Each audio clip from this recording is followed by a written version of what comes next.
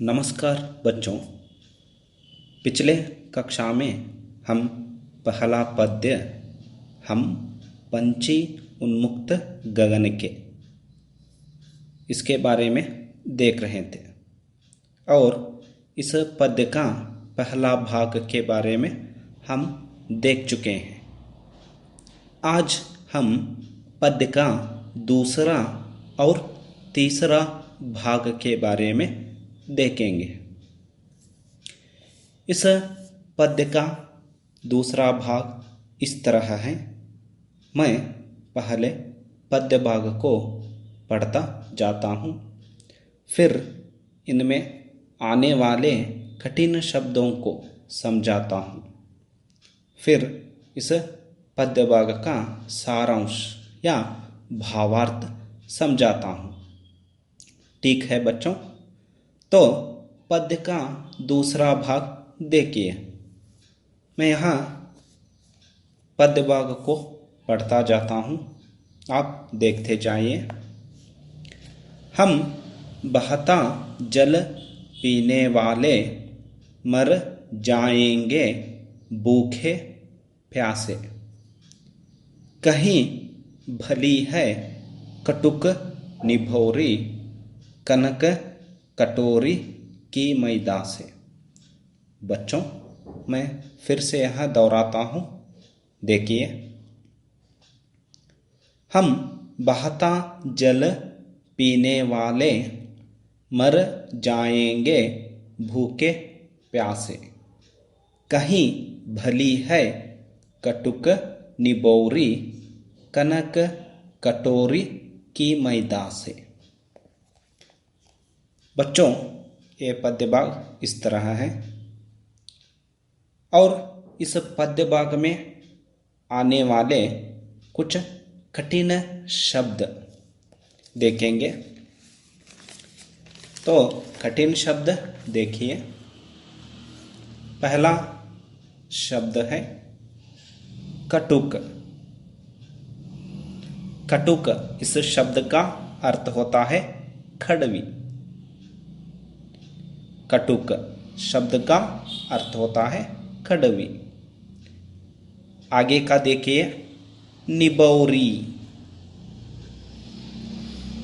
यानी नीम का फल। निबौरी यानी नीम का फल। आगे का शब्द है कनक यानी सोना। कनक यानी कनक का अर्थ होता है सोना। तो ये है इस पद्य भाग में आने वाले कुछ कठिन शब्द। बच्चों, इस पद्य भाग का अर्थ देखेंगे। पक्षी कह रहे हैं कि नदियों और झरनों का बहता जल पीने की उन्हें आदत है।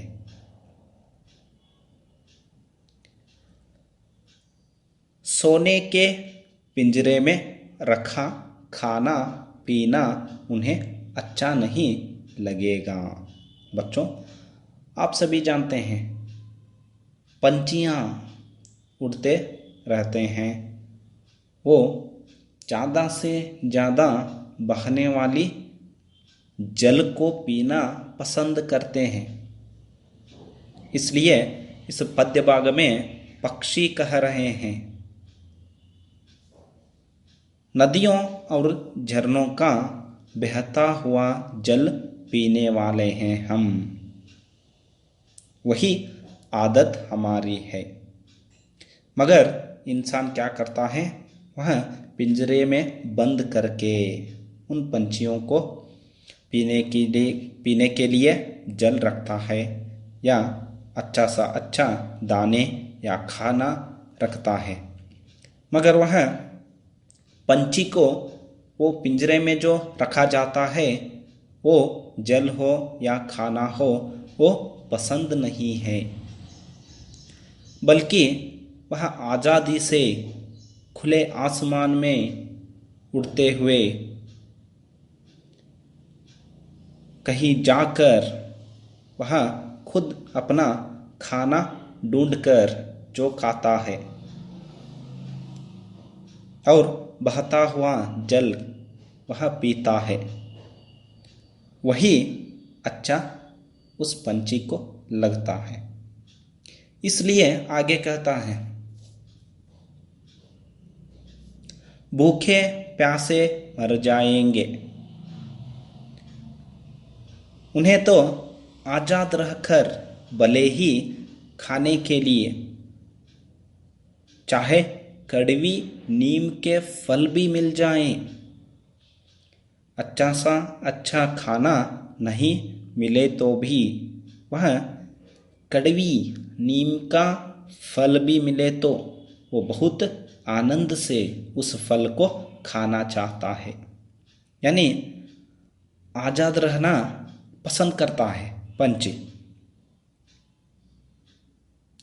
इसलिए कहता है कि भले ही खाने के लिए कड़वी नीम के फल भी मिल जाए, वे खुशी से खाकर रह सकते हैं, मगर यहाँ पिंजरे में सोने की कटोरी में मैदा ही डाले या अच्छे से अच्छे खाना हम वहाँ दिए तो वह पंछी को पसंद नहीं लगता है, क्योंकि वह आज़ादी से रहना चाहता है। यही इस पद्य भाग का अर्थ है। बच्चों, शायद आप यह दूसरा पद्य भाग का अर्थ समझ चुके होंगे। तो हम आगे बढ़े। तो आगे का तीसरा भाग जो है वह देखते जाइए। इस तीसरा भाग को मैं एक बार पढ़ता हूँ और इस पद्य भाग के जो तीसरा भाग है उनमें से आने वाले कुछ कठिन शब्द यहाँ समझाता हूँ, फिर इस भाग का अर्थ में समझाता जाता हूँ। तो बच्चों, आगे का तीसरा भाग जो है वह देखते जाइए।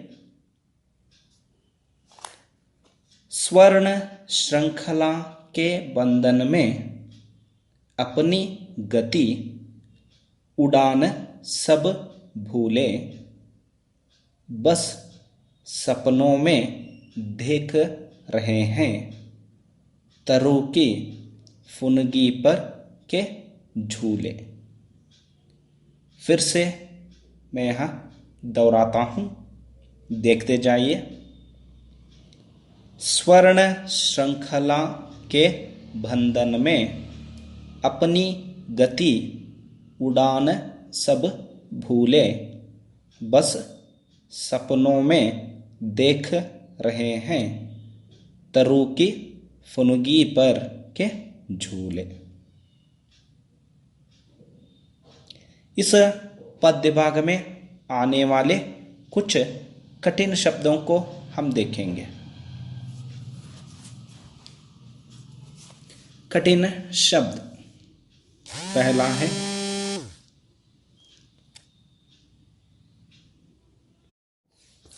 स्वर्ण श्रृंखला, यानी सोने की कड़ियाँ।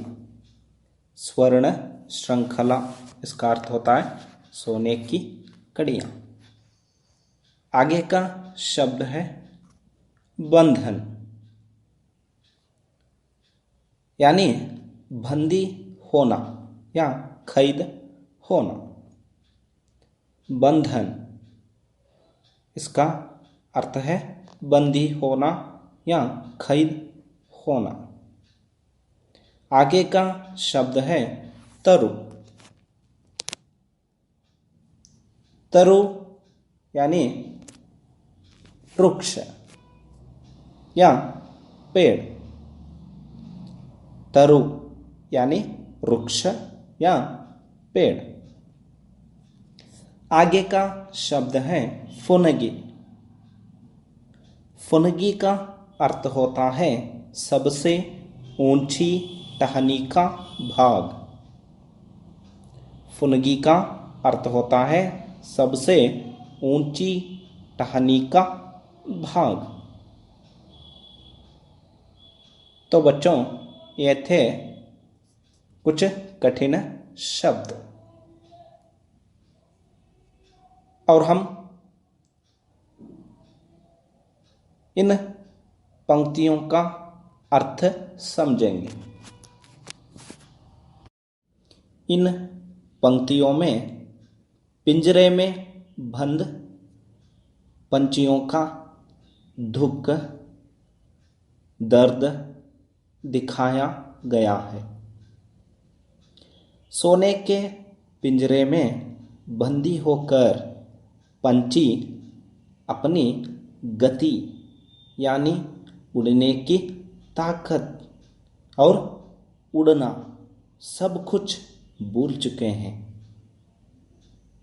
इसलिए यह पंछी कह रही है, स्वर्ण श्रृंखला के बंधन में अपनी गति उड़ान सब भूलें। तो यहाँ पंछी कह रहे हैं कि इन सोने के पिंजरे में बंद होकर अपना उड़ने की जो ताकत है, क्षमता है और उड़ना भी वह भूल चुके हैं कैसे उड़ना है और सिर्फ सपना देख रहे हैं। कौन सा सपना? वह आसमान में उड़ने की सपना देख रहे हैं। यानी पिंजरे में कैद रहकर वह आसमान में उड़ने की सपना वह पंछी देख रहे हैं और पंछी चाहते हैं, पंछी चाहते हैं कि तरु यानी पेड़ या वृक्ष के ऊंची डालियों में बैठकर, यानी पेड़ के ऊंची डालियों में बैठकर वह झूला झूलना चाहते हैं। यह देखिए, फुनगी, फुनगी यानी पेड़ की ऊंची डाली की ऊपर की हिस्सा या भाग, उसे हम फुनगी कहते हैं। और उस भाग में बैठकर झूला झूलने की सपना यहाँ पंछी देख रही है। बच्चों, आपको शायद यह पद्य भाग समझ में आया होगा। अगली कक्षा में आगे की पद्य का भाग जो है उन पर प्रकाश डालेंगे। तब तक के लिए नमस्कार और आप सभी को धन्यवाद।